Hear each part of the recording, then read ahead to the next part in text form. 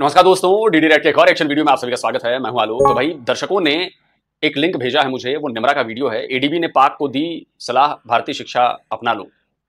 तो जी हाँ, ये खबर मैंने ही दिखाई थी और ये खबर मैंने ही शेयर की थी कि भाई एडीबी ने कहा है कि जो भारत का एजुकेशनल प्रोग्राम है उल्लास, उसको अपनाओ और अपने यहाँ तुम्हारे यहाँ बुढ़ों में, जो उम्र दराज लोगों में जो जहालियत भरी पड़ी है, जो नफरत भरी पड़ी है, उनको जरा एजुकेट करो, उनको जरा एजुकेशन दो, जिससे थोड़ा वो इंसान की तरह बर्ताव करें, किसी नीच आदमी की तरह बर्ताव नहीं करें, किसी घटिया आदमी की तरह बर्ताव नहीं करें, थोड़ा सोचने वाला बंदा बने कि जो चीज़ों को समझता हो, सोचता हो।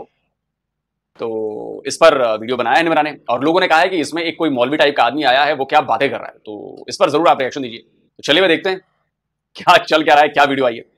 आज हम बात करने वाले हैं, एक बहुत अनोखी सी खबर सामने आ रही है कि एशियन डेवलपमेंट बैंक ने पाकिस्तान को कहा है कि आपका education system failed education system है और आप इंडिया के एजुकेशन सिस्टम को फॉलो करो। उन्होंने जो स्कीम्स बनाई है, उन्होंने जिस तरीके से अपने एजुकेशन सिस्टम को अच्छा किया है, एजुकेशन सिस्टम में क्रिएटिविटी दिखाई है, वो सब चीजें आप एडॉप्ट करो। स्पेसिफिकली बात की गई है उल्लास प्रोग्राम्स पे, जिसका बेसिकली मकसद ये है कि बच्चों में स्किल्स को उभारा जाए, like financial and digital literacy को बेहतर किया जाए। तो क्या पाकिस्तान इस एडवाइस पर अमल करेगा या नहीं अमल करेगा? अगर जो चीजें भारत में पढ़ाई जा रही है वही सेम पाकिस्तान में पढ़ाई जाने लगे तो क्या पाकिस्तान का एजुकेशन सिस्टम बेहतर हो सकता है या नहीं हो सकता? अवाम इस बारे में क्या राय रखती है? अवाम की राय लेते हैं, मिलते हैं वीडियो के एंड पे।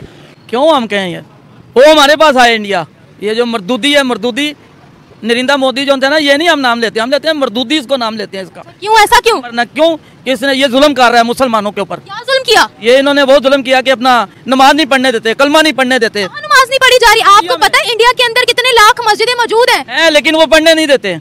वहाँ पर हमसे ज्यादा मुसलमान सरवाइव कैसे कर रहे हैं और वो भारत माता की जय के नारे कैसे लगा रहे हैं? क्या करें, वो मजबूर हैं। हमें आगे कहें, हमें कहें ना राम राम कहें, हम क्यों कहें रहीम रहीम कहेंगे? हम उनके सामने कहेंगे रहीम रहीम, राम राम नहीं। जिसकी मर्जी सामने कहें, आप चाहे हिंदुस्तान। तो आपको कौन कह रहा है राम राम कहने को? भाई मत कहो यार, हमने किसी के ऊपर थोपा थोड़ा ही ना कि आपको राम राम कहना ही पड़ेगा। नहीं कहना यार,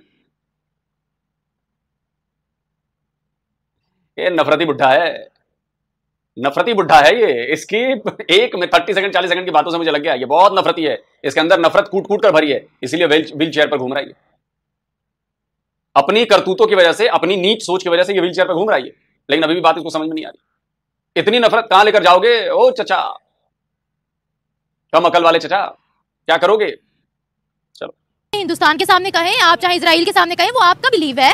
आपका मजहब इस्लाम है, मेरा भी मजहब इस्लाम है। हमें कोई रोक नहीं रहा कि हम अपने मजहब से मुकरे, ठीक है, या मजहब पर ना चले। लेकिन जो उनका मजहब है वो अपने मजहब के मुताबिक ही बात करेंगे ना। वो करें अपनी मजहब के बाद। वो मजहब क्या है उनका? गाँव का पेशाब पीने वाले, उनका क्या मजहब है? पुलिस है अंदर से भी बाहर से भी। हम किस अच्छा ठीक, इसको मैं समझाता हूं। अब वो ऊंट का पेशाब पीने वाले, क्या है मजहब तुम्हारा? तुम भी अंदर से पजीत हो और बाहर से भी पजीत हो, जो भी हो, व्हाटएवर जो तुम कहना चाहते हो। अब बताओ, इसका फैसला कौन करेगा कि कौन सच्चा है कौन झूठा है? न मैं ये फैसला कर सकता हूं कि तुम झूठे हो या तुम सच्चे हो, न तुम ये फैसला कर सकते हो कि मैं सच्चा हूं और मैं झूठा हूं। फैसला करता है जो ऊपर बैठा है, भगवान बैठा, वो फैसला करेगा। फैसला करने का रिजल्ट दिख रहा है कि पाकिस्तान और तुम्हारे जैसे लोग आज दर दर की ठोकरें खा रहे हैं, भीख मांग रहे हैं, रोटी के लिए तरस रहे हैं, परेशान हैं, दिक्कतें आ रही हैं, पूरी दुनिया में नाम खराब है तुम्हारा। और एक हम हैं, कोई परेशानी नहीं है। हम अच्छे से कमा रहे हैं, अच्छे से खा रहे हैं, अपने बाल बच्चों को पढ़ा रहे हैं, दुनिया भर में नाम कमा रहे हैं, दुनिया भर में तारीफ मिल रही है हमें। यह है भगवान का न्याय, यह है भगवान का इंसाफ। हमारा भगवान तो हमारे साथ है, आपका वाला किधर है? वरना ऐसी हालत क्यों हुई पड़ी आपकी? इट मीन्स कि आप लोग सही रास्ते पर नहीं हो। आप अपने इस्लाम को सही तरीके से फॉलो करो, क्योंकि आप तो वो लोग हो जो प्रॉफिट की बात को नहीं मानते। अपने प्रॉफिट की बात को मानते हो आप? दूसरे के रिलीजन को नीचा नहीं दिखाना है। अभी आपने क्या किया? आपने मेरे रिलीजन को नीचा दिखाया, कहा झूठ मत बोलो, आपने झूठ बोला। कितने हिंदुओं को आपने देखा है गाय का पेशाब पीते हुए? मैंने भी कई मुसलमानों को देखा है ऊंट का पेशाब पीते हुए। तो मैं कह दूं कि सारे मुसलमान ऊंट का पेशाब पीते हैं और ऊंट का पेशाब पीने वाले लोग हैं ये लोग? बताओ और बोलो। और ऊंट के पेशाब के पीने का जिक्र तो आपके कुरान में है या किसी हदीस में है? मतलब इतना आइडिया नहीं, कुरान या हदीस किसी में से है वो? और बताओ, तो क्या मैं सबको मान लूं? पूरे दुनिया भर के मुसलमान जो है वो ऊंट का पेशाब पीते हैं? ये तो मेरी बेवकूफी हुई ना, मैं क्यों मानूं यार? लेकिन आपने मेरे रिलीजन को नीचा दिखा दिया, झूठा बता दिया। तो जो बंदा जिस प्रॉफिट को मानता है, उस प्रॉफिट की बातों को ही नहीं मानता, वो काहे बात का मुसलमान है? फर्जी मुसलमान हो तुम लोग। तुम्हारे प्रॉफिट ने कहा कि झूठ मत बोलो, तुम लोग एक नंबर के मक्कार आदमी। तुम्हारे प्रॉफिट ने बोला कि धोखा मत दो, तुम एक नंबर के धोखेबाज आदमी। तुम्हारे प्रॉफिट ने कहा लालच मत करो, तुम लोग एक नंबर के लालची और 2 नंबरी आदमी। तो किस बात के तुम लोग कहते हो कि हम इस्लाम इस्लाम इस्लाम इस्लाम? क्या है बात का? 2 नंबरी आदमी हो तुम लोग, फर्जी आदमी हो। जो अपने प्रॉफिट का ना हुआ, जो अपने प्रॉफिट की बातों को नहीं मानता, वो क्या दुनिया को सिखाएगा यार कि इस्लाम क्या है और नहीं है? तुम जैसे लोगों को देखकर तो लोग इस्लामोफोबिया के शिकार हुए। अब बोल दो कि मैं गलत कह रहा हूं। हम किसी के मजहब पर जब आप एक कहेंगे ना तो 2 उंगलियां वो हम पर भी उठाएंगे, फिर हम कहेंगे कि वो हमारा एहतराम नहीं करते, फिर हम कहेंगे कि वो मुसलमानों की इज्जत नहीं करते। देखें, इज्जत लेने के लिए पहले इज्जत देनी पड़ती है ना। अब वैसे तो हम चाइना के बड़े गुण गाते हैं, चाइना के पाँव धो के पीते खाते, तो वो भी चूहे और कुत्ते हैं, लेकिन कभी हमने उनको बुरा कहा? कभी नहीं कहा ना। क्यों? क्योंकि पाक चीन दोस्ती जिंदाबाद हमें सिखाई गई है। हाँ, हमने कहा पाक चीन दोस्ती जिंदाबाद। वो भी तो कुत्ते खाते हैं, वो भी खाते हैं, गंद खाते हैं वो लोग। हम उनको क्यों? अबे उइगर मुसलमानों को कुत्तों से भी बेहतर ट्रीट देते हैं, बेहतर कह रहा हूं, बदतर ट्रीटमेंट देते हैं। बात कुत्ते खाने की नहीं है, जिसको जो खाना है खाओ। बात है कि तुम्हारे उइगर मुसलमानों की ट्रीटमेंट कैसी होती है वहां पर। तुम्हारी मस्जिदों को टॉयलेट बना देते हैं, टॉयलेट चाइना में, लेकिन तुम्हारी जबान से आवाज नहीं निकल सकती। एक बंदा चाइनीज एम्बेसी के सामने जाकर खड़े होकर जरा उइगर मुसलमानों के हक की आवाज कर दे, पूरे पाकिस्तान को चैलेंज देता हूं मैं। चाइनीज एम्बेसी के बाहर जाके एक कोई मुसलमान उइगर मुसलमानों के लिए आवाज उठाए और चाइना को गालियां दे, है गैरत बची है? बेगैर तो गैरत बची है? जाओ चाइनीज एम्बेसी के बाहर करके दिखाओ, तब तो माने यार। जो देश तुम्हारी मस्जिदों को टॉयलेट बना देता है, जो देश में 16,000 से ज्यादा मस्जिदों को तोड़ दिया गया है, जो देश रमजान के महीने में रोजा नहीं रखने देता, फास्टिंग नहीं रखने देता, जो देश मुसलमानों वाली दाढ़ी नहीं रखने देता, जो देश तुम्हारे लोगों को कुरान पढ़ने नहीं दे रहा, उस देश के बारे में कुछ नहीं बोलोगे तुम लोग? औकात नहीं है तुम लोगों को बोलने की। चाइना ने गले में पट्टा पहना रखा है, वो कहता ना आजा, तुम लोग दौड़ते हुए चले जाते हो। वरना इतनी हिम्मत होती तो जाओ ना यार चाइनीज एम्बेसी के सामने। यार जितने मेरे वीडियो ही देख रहे हैं मुसलमानों, तुम्हें गैरत बची तो जाओ ना यार पाकिस्तान के मुसलमानों, चाइनीज एम्बेसी के सामने जाकर उइगर मुसलमानों के हक की आवाज उठा दो, प्रोटेस्ट करो चाइना के खिलाफ। चाइना वाले तो बाद में मारेंगे, तुम्हारी सरकार, तुम्हारी पुलिस, जो तुम्हारी सो कॉल्ड मुसलमान कलमागो पुलिस और सरकार है, भैया के डंडे बरसाएगी तुम्हारे ऊपर। उनको क्यों अच्छा बोलते हैं? हमारी नफरत सिर्फ हिंदुओं से ही है बस? इनसे है, क्योंकि हमारे नान के दाद के सारे वहां से आए हैं, इंडिया से। इन्होंने बड़ा जुल्म किया है उनके ऊपर। चाइना ने जुल्म नहीं किया किसी के ऊपर, वो जालिम नहीं है, ये जालिम है। मरदूदी जो था ना, ये बहुत बड़ा जालिम आदमी है, इससे बचना चाहिए और इसको चाहिए कि अपना मुसलमानों के ऊपर रहम करें। आपको पता है इंडिया का एजुकेशन सिस्टम कहाँ कहाँ तक पहुँच गया है? दुबई तक पहुँच गया है। आप जिनको मरदूदी बोल रहे हैं, तमाम मुस्लिम कंट्रीज उनके साथ बैठने के लिए तरसती हैं। ये रिकॉर्ड है, ये मैं खुद नहीं कह रही। सऊदिया की मिसाल ले लें, मोहम्मद बिन सलमान जो सऊदिया के शहजादे हैं, उनकी मिसाल ले लें, आप दुबई की मिसालें ले लें। तो अगर वो इतने बुरे हैं तो तमाम मुस्लिम कंट्रीज क्यों उनके आगे पीछे होती हैं? फिर मुस्लिम कंट्री कहाँ पे है? सिर्फ पाकिस्तान में है। और इसे आप जहाज पे बैठ जाए ना, मुसलमान कंट्री खत्म हो जाती है सारी। वो हिंदू और लॉजी, वो दूसरी लॉजी वो है। तो यानी दुनिया में मुस्लिम कंट्री सिर्फ हम हैं? हम ये लोग तो है ही नहीं यहाँ पर, ये तो है ही नहीं यहाँ पर। है क्यों नहीं है? सब है, सब कुछ है। अल्लाह मियाँ ने सब कुछ दिया हमें, अल्लाह तबारक ताला देने वाला है। अब देखिए, अब ये इन्होंने अपने इस्लाम का मजाक उड़वा दिया ना, अपने रिलीजन के इंसल्ट कर दी ना इन्होंने, और इनको पता भी नहीं चला कि कैसे इन्होंने अपने रिलीजन का मजाक उड़वा दिया। ये पाकिस्तानियों की खूबी है, और इसीलिए जो असली मुसलमान देश है ना, वो पाकिस्तानियों से नफरत करने लगे, क्योंकि उनकी वजह से इस्लाम पर सवाल उठने लगे। शक की निगाह से इन जैसे लोगों की वजह से, इनकी वजह से, बांग्लादेशियों की वजह से, इन जैसे लोगों की वजह से देखा जा रहा है। देख रहे हैं कैसे झूठ बोल रहे हैं कि पाकिस्तान में शरिया लॉ है। कोई साबित कर दे पाकिस्तानी की पाकिस्तान में शरिया लॉ है, झूठ बोल गए। फिर अपने प्रॉफिट की बात नहीं मानी इन्होंने और कहते हैं कि हम जी मुसलमान। इंसान किसी काबिल नहीं है, कुछ नहीं है, तो इसको चाहिए कि अपना मुसलमानों के ऊपर रहम करे। शरीयत तो यहाँ है नहीं, फिर ये इस्लामिक कंट्री कैसा हो गया? सऊदिया के अंदर तो शरीयत नाफिज है। वो तो खत्म हो गया, सऊदिया तो खत्म हो गया। वहाँ पे क्लब बन गए हैं, वहाँ पे सैनमे बन गए हैं, वहाँ पे याशी गड्ढे बन गए हैं, क्या रह गया? तो बहारे हैं, उनकी इकोनॉमी देखें अब माशाल्लाह। हम उनसे लोन मांगते हैं, बिल्कुल। क्या चक्कर है? अगर वो खत्म हो गए तो हम उनसे लोन क्यों मांगते हैं? फिर क्या करें, गरीब जो हुए।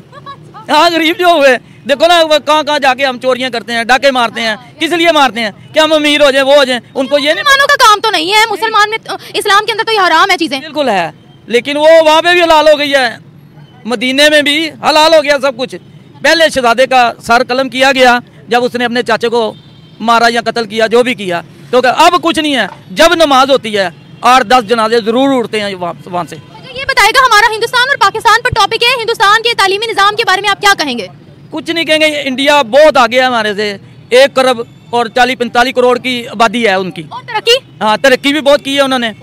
100 रुपये लीटर तेल है, यहाँ पे देखो पाकिस्तान में देख लो, लेकिन वो बहुत आगे निकल गए हैं।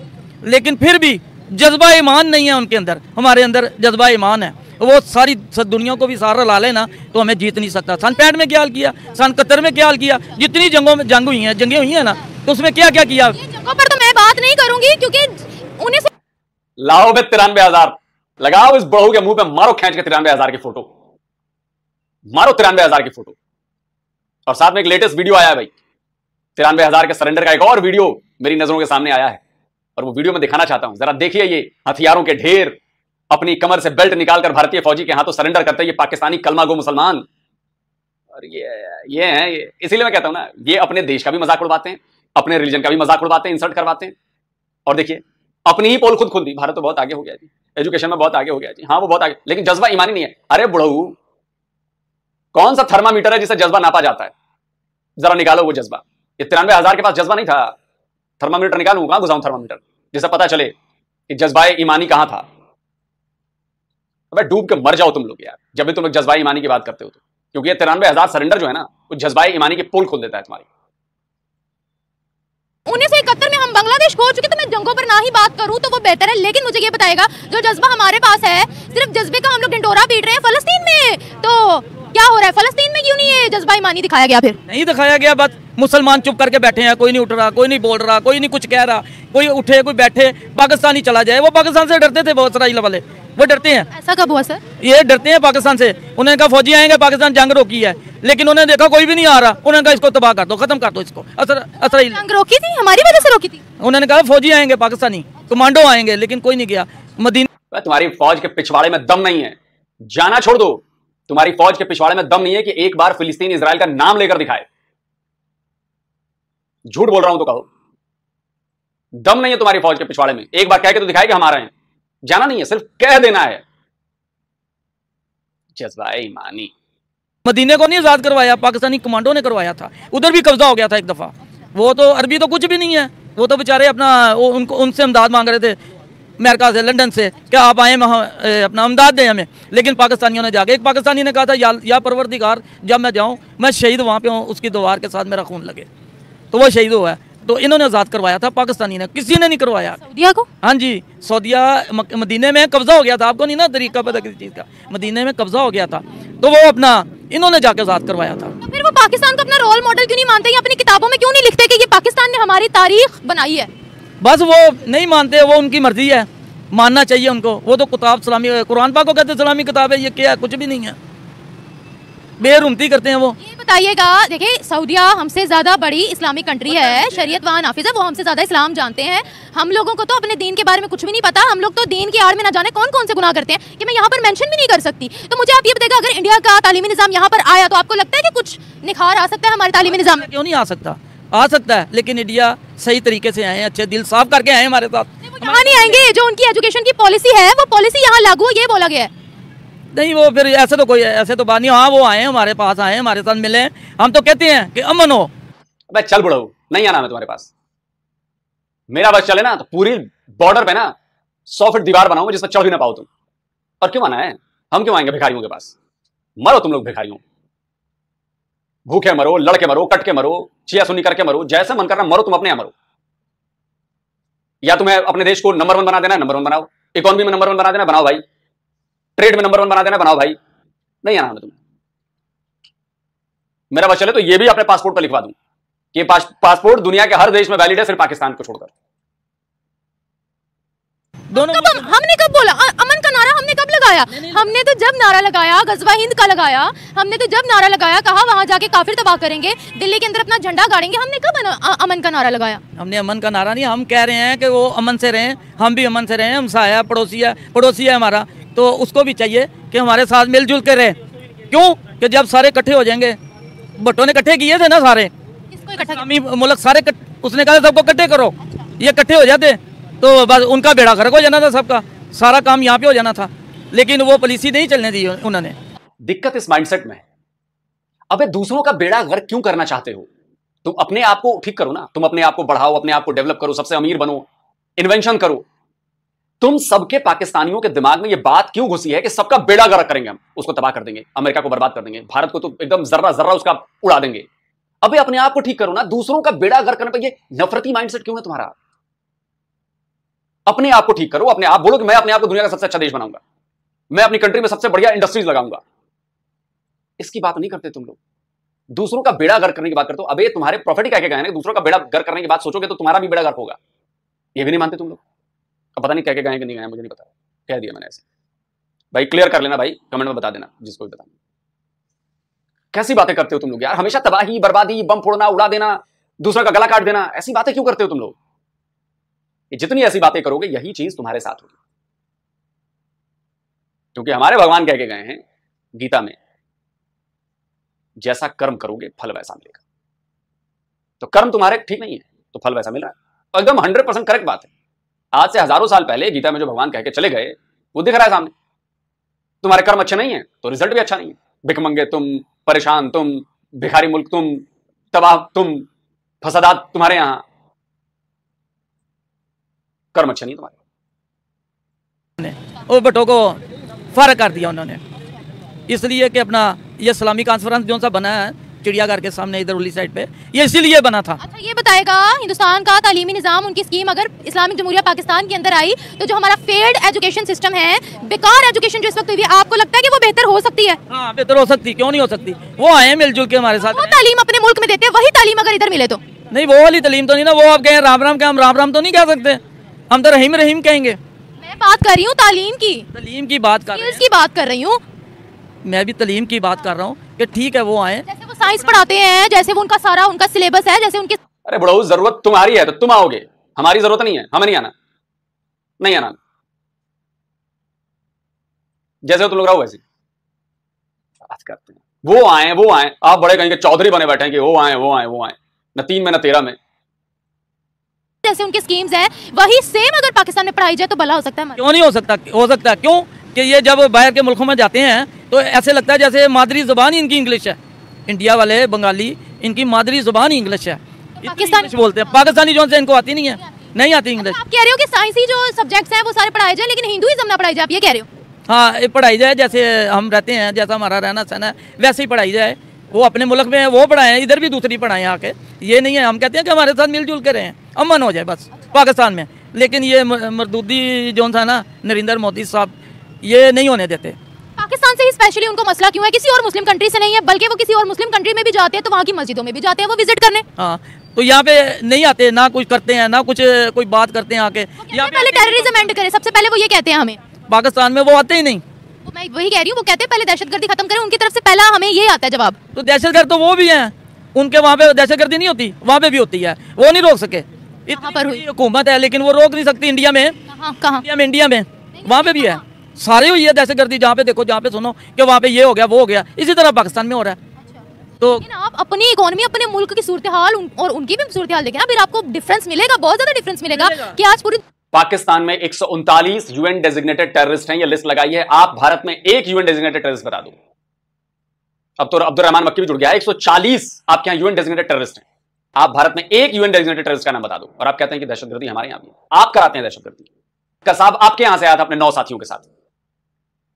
उरी पुलवामा जितना अटैक हुआ आपके यहां के बंदों ने किया।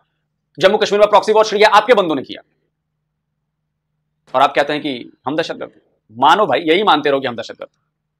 हमारे लिए इससे बेहतर और कोई चीज नहीं है, क्योंकि आप एक्सपोज होते हो, हम धर के सबूत दे देते हैं और पूरी दुनिया ये सबूतों को देखती है। आप लोग इतने बेवकूफ हैं, इतने जाहिल हैं कि आपको बात ही समझ में नहीं आ रही कि मैं क्या बोल रहा हूं, इन बातों का असर दुनिया पर कैसे पड़ेगा। एक नंबर के जाहिल हो और आपकी पूरी आवाम जाहिल है।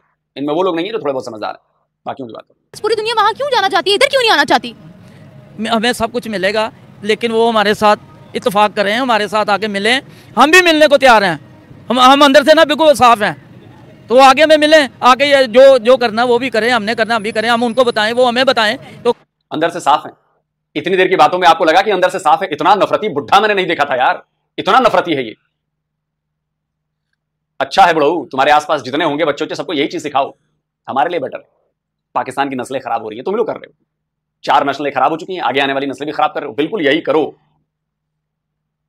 जितना ये सब करोगे हमारे लिए थोड़ी शांति रहेगी। वो हमें बताएं तो काफी सारा अपना। बहुत शुक्रिया सर आपका, थैंक यू। बिल्कुल सही कहा उन्होंने, मैं एग्री करती हूँ इस बात से। मतलब इंडिया के एजुकेशन सिस्टम और हमारे एजुकेशन सिस्टम में क्या फ़र्क है? दोनों ही सेम है, वो बस बात उन्होंने की है हमें कोरिया का एजुकेशन सिस्टम अपनाना चाहिए। वहाँ का एजुकेशन सिस्टम बहुत अच्छा है। कहाँ का? कोरिया कोरिया या अमेरिका कहीं ना कहीं का, लेकिन पाकिस्तान और इंडिया का सेम ही हाल है, कोई इसमें इतना फ़र्क नहीं है। इन्हीं कंट्री अगर सेम ही है मैडम जी, तो दुनिया भर की जो एमएनसीज कंपनीज है, इतनी बड़ी बड़ी टेक कंपनीज है, इतनी सारी चीजें, वहां पे इंडियन क्या कर रहे हैं फिर? एक पाकिस्तानी बता दो यार, अगर सेम ही है तो एक पाकिस्तानी बता दो। कंट्रीज के अंदर इंडिया के जो ब्रांचेस हैं एजुकेशन इंस्टीट्यूट्स की, वो खुल रही हैं। मुझे इस बारे में आइडिया नहीं है। अच्छा, अब मुझे ये बताइएगा पाकिस्तान का एजुकेशन सिस्टम कितना ख़राब है यहाँ पर? बहुत ही ज़्यादा ख़राब है, बस लूट रहे हैं आवाम को। वही जो इन्होंने इतना पढ़ाई पे पैसे लगाने हैं, वही अपना बिजनेस स्टार्ट कर दे बच्चों का, वो ज़्यादा बेहतर रहेगा। पढ़े लिखे बगैर हमारी कोई पहचान है? हमारा पढ़े लिखे बगैर हमें शऊर आ सकता है? तो पढ़े लिखे बगैर नौकरी भी तो नहीं मिल रही ना, कुछ भी नहीं मिल रहा। लेकिन पढ़ाई करके भी कुछ नहीं मिल रहा। आजकल तो पढ़े लिखे भी जाहिल बने हुए हैं, आपके सामने हैं। इसका क्या मतलब हम पढ़ाई छोड़ दें, स्कूलों पे ताले लगा दें, यूनिवर्सिटीज़ को फोड़ दें, कॉलेजेस को बम से उड़ा दें? नहीं, मैंने ऐसा तो कुछ नहीं, वैसे ऐसा कर भी सकते हैं। अच्छा, कर दें ऐसा? नहीं, वैसे मैं कह रही हूँ ऐसा कर भी सकते हैं, वैसे करना नहीं चाहिए। इंडिया के एजुकेशन सिस्टम के बारे में आपको कुछ पता है कि कितना डेवलप है और कितना हमसे आगे है? नहीं, मुझे नहीं आइडिया। इंडिया हमसे आगे है या पीछे? बराबर ही है मेरे ख्याल में, ना आगे ना पीछे। बराबर। इन मैडम को कुछ भी नहीं पता। अरे अपने यहाँ के अखबार ही पढ़ लो। ये डॉन ने रिपोर्ट दी है, रिपोर्ट दिखा रहा हूँ, जरा इस नक्शे को देखो। ये नक्शा ना पूरे पाकिस्तान के गाल पे ना तमाचा है, तमाचा है ये पूरे पाकिस्तान के गाल पे। ये जो एक छोटा सा डॉट दिख रहा है ना, ये ग्रीन का, ये शायद इस्लामाबाद है, जो भी है, यहीं पर पढ़ाई जो है वो 70 से 80% अच्छी। वरना ये जो येलो है, लाइट रेड है और डार्क रेड है, ये सब गोल है मामले पढ़ाई। 30%, 40%, 45% ऐसा है यहाँ पे एजुकेशन। ये मैप नहीं है, आपकी सच्चाई है, आपकी हकीकत है। इसे देखो और शर्म करो, इस रिपोर्ट को जाकर पढ़ो। तुम्हारे यहाँ पढ़ाई का स्टैंडर्ड क्या है, क्या हालत में पढ़ाई हो रही है तुम्हारे यहाँ। अरे ये तुम्हारे यहाँ की रिपोर्ट है, मेरे यहाँ की नहीं है, कोई इंटरनेशनल नहीं है, पाकिस्तानी ऑर्गेनाइजेशन की रिपोर्ट है। अगर इसके बाद भी तुम्हें शर्म नहीं आया और भारत से अपनी तुलना करते हो यार, अब भारत के जूते की नोक में लगे धूल के कण के बराबर नहीं हो तुम एजुकेशन में। मैं ये नहीं कह रहा कि हमारा एजुकेशन सिस्टम दुनिया में सबसे बेहतर है, लेकिन मैं ये कहता हूं कि हम उसे बेहतर बना रहे हैं और उस बेहतर बनाने का रिजल्ट दिख रहा है हमें। दुनिया भर में इंडियंस की धूम है। वर्ल्ड बैंक देख लो, गूगल देख लो, यूट्यूब देख लो, जहां बड़ी एमएनसी कंपनीज हैं वहां पर इंडियंस चला रहे हैं मैक्सिमम। यह है इस रिजल्ट का नतीजा। बात करते हो। और बलूचिस्तान में देखो, अकेले बलूचिस्तान में 3500 स्कूल बंद हो गए हैं। ये स्क्रीनशॉट लगाया है। क्यों बंद हुए हैं ये बताने की जरूरत नहीं। दोस्तों आप बताएं, आप क्या कमेंट करते हैं? वीडियो को शेयर ज्यादा करिएगा। जल्दी मिलता हूं एक और नए वीडियो के साथ। नमस्कार, जय। तो अगर आप चाहते हैं मुझसे बात करना, मुझसे कोई सवाल पूछना, तो फैन कॉल पर आप मुझसे कनेक्ट हो सकते हैं। फैन कॉल में ये सुविधा है कि आप अपने हिसाब से वहां पर जाकर टाइम स्लॉट बुक कर सकते हैं कि आपको फलाने दिन मुझसे बात करनी है, फलाने टाइम पर मुझसे बात करनी है। लेकिन ये भी बता दूं कि ये पेड सर्विस है,